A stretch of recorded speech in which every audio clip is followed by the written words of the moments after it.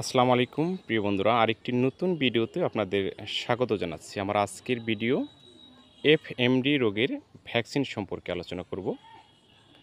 তার আগে আপনাদের ছোট্ট একটি রিকোয়েস্ট থাকলো, যদি আমার চ্যানেলে নতুন হয়ে থাকেন তাহলে দয়া করে চ্যানেলটি সাবস্ক্রাইব করে দেবেন, শেয়ার করে আপনার বন্ধুদের দেখার সুযোগ করে দেবেন এবং নতুন নতুন ভিডিও পেতে আমার ভিডিওর ফলো বাটনে চাপ দিয়ে রাখবেন।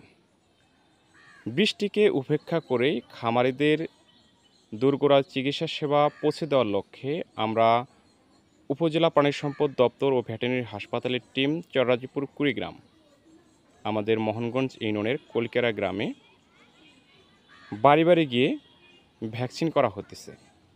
আপনারা জানেন যে খুরা রোগ একটি ভাইরাসজনিত রোগ।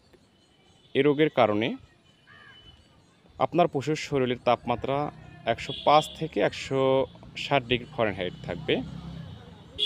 পশুর মুখে ঘা হবে, জিহ্বায় ঘা হবে, এই জন্য পশু কিছু খেতে পারে না, মুখ দিয়ে লালা পড়ে এবং সাবানের ফেনার মতো ফেনা পড়তে থাকে। পশু ইচ্ছে করলেই খেতে পারে না, মুখে নিতে পারলেও আসলেও পশু চিবিয়ে কিছু খাইতে পারে না। এজন্য পশু দিন দিন দুর্বল হতে থাকে। অনেক ক্ষেত্রে অপ্রাপ্ত গর্ভপাত ঘটায়। যেগুলো গাভী আছে, গাভী গরুর ক্ষেত্রে দেখবেন যে বাচ্চা দেওয়ার সময় হওয়ার আগেই অ্যাবর্শন হয়ে গেছে বাচ্চা। দুধ ও মাংস উৎপাদন কমে যায়। পশুর দুই খুরের মাঝখানে ঘা হয়। ঘা হওয়ার কারণে সেখানে ময়লা আবর্জনা জমে থাকার কারণে সেখানে কীট হয় বা পোকা দেয় এবং পশু খোরা হয়ে যায়। অনেক সময় পশু চিরদিনের জন্য পাটা ল্যাংড়া হয়ে যায় এবং অতি তীব্র মাত্রায় আক্রান্তের ক্ষেত্রে অবশেষে পশু মারা যায়।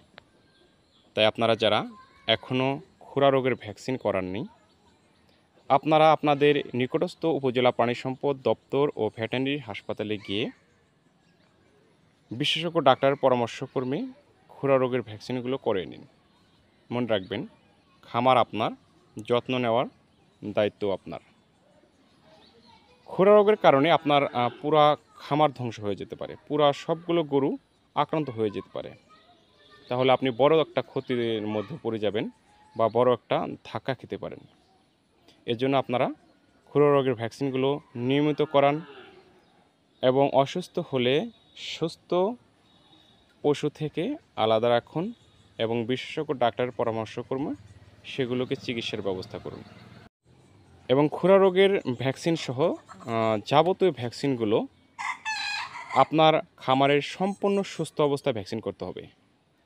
অবশ্যই সম্পূর্ণ সুস্থ অবস্থায় খুরা রোগের ভ্যাকসিন করতে হবে বা অন্যান্য যে ভ্যাকসিনগুলো আছে, ছাগল ভেড়া থেকে শুরু করে যেগুলো ভ্যাকসিন আছে সম্পূর্ণ সুস্থ অবস্থায় ভ্যাকসিন করা হবে। অসুস্থ গরুকে বা ছাগল ভেড়াকে কোনো সময় ভ্যাকসিন করানো যাবে না। তো প্রিয় বন্ধুরা, খামার আপনার, সচেতন হওয়ার দায়িত্ব আপনার। আপনি সচেতন হন, আপনার প্রতিবেশীকে সচেতন করুন, আপনার আশপাশের গ্রামীণ খামারিদের সচেতন করুন। সবাই ভালো থাকবেন, সুস্থ থাকবেন। কথা হবে পরবর্তী ভিডিওতে অন্য কোনো বিষয় নিয়ে। আজকের মতো এ পর্যন্তই। আল্লাহ হাফেজ।